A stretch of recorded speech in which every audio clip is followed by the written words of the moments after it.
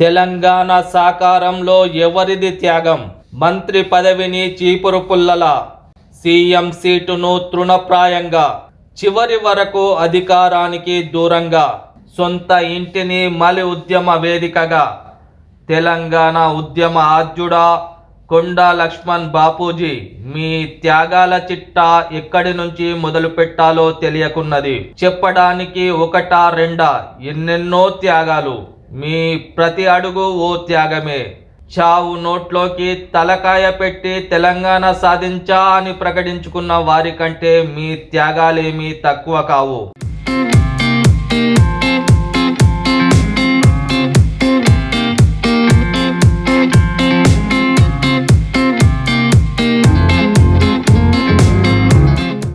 నిజాం పాలనను అంతమొందించడానికి ఏకంగా బాంబు వేసే సాహసానికే పూనుకున్న యోధుడవు.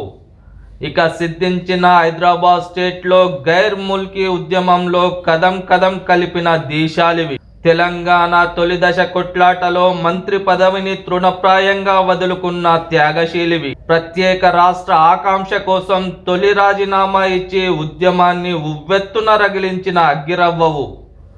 ఉద్యమం చల్లబడినాక మిగతా వారంతా రాజీపడి మంత్రులు ముఖ్యమంత్రులు అయినా మీరు మాత్రం విలువలు వదులుకోలేక అధికారానికి దూరంగానే ఉండిపోయిన మహోన్నతుడివి.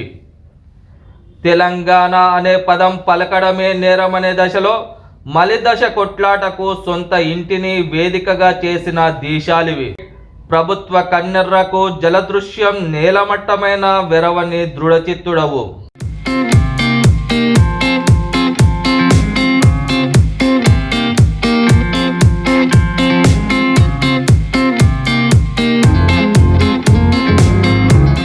తెలంగాణ ఆకాంక్ష కోసం అధికారాన్ని, పదవులను, ఇల్లును అన్నింటినీ త్యాగం చేశావు. ఇన్ని త్యాగాలు ఎలా చేయగలిగావు బాపూజీ?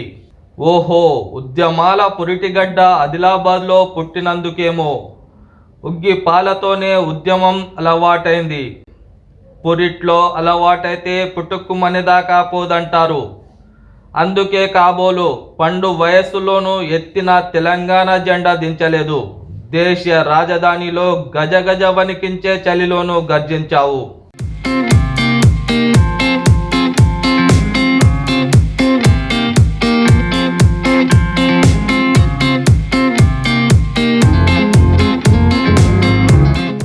త్యాగాల పేరిట ముఖ్యమంత్రులు అయిన వారున్నారు. వారి పిల్లలు మంత్రులు, ఎంపీలు అయ్యారు.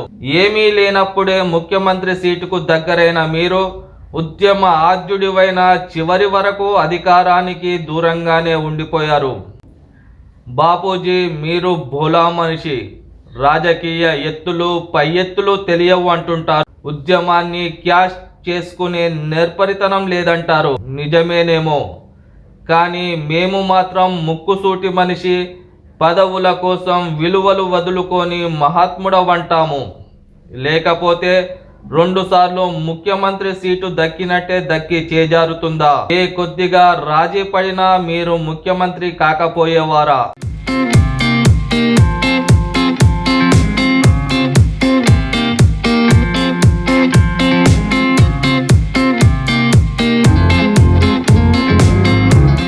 బాపూజీ, మీ త్యాగం ఎటుపోయింది? సాకారమైన తెలంగాణలో మీ త్యాగాలకు లభించిన గుర్తింపేది? సొంత రాష్ట్రం ఏర్పడ్డ ఏడాదిన్నరలోనే వచ్చిన మీ శత జయంతి మాటెక్కడిది? అధికారికంగా అంటూనే ప్రతి ఏటా తూతూ మంత్రంగా జరిగే జయంతి వేడుకలు ఓ ఉద్యానవన విశ్వవిద్యాలయానికి పేరు తప్ప ఆర్ ఘాట్, పివి ఘాట్ లాగా జలదృశ్యం కొండా లక్ష్మణ్ బాపూజీ ఘాట్ కాలేదు. ఓ మ్యూజియంగా ఏర్పడలేదు. స్మారక భవనము కాలేకపోయింది. మీ గుర్తింపే లేకుండా పోతున్నది.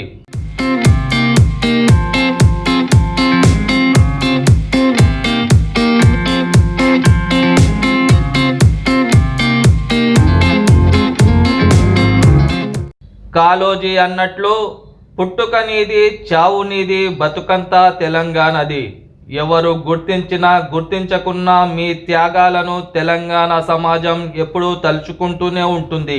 తెలంగాణ గాంధీ అంటూ మురిసిపోతూనే ఉంటుంది. ఇది చాలదా బాపూజీ?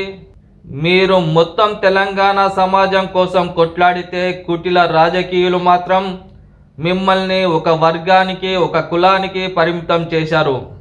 అయినా పర్వాలేదు బాపూజీ, మీ జయంతులు, మీ వర్ధంతులు జరుపుకోవడానికి మేమున్నాం.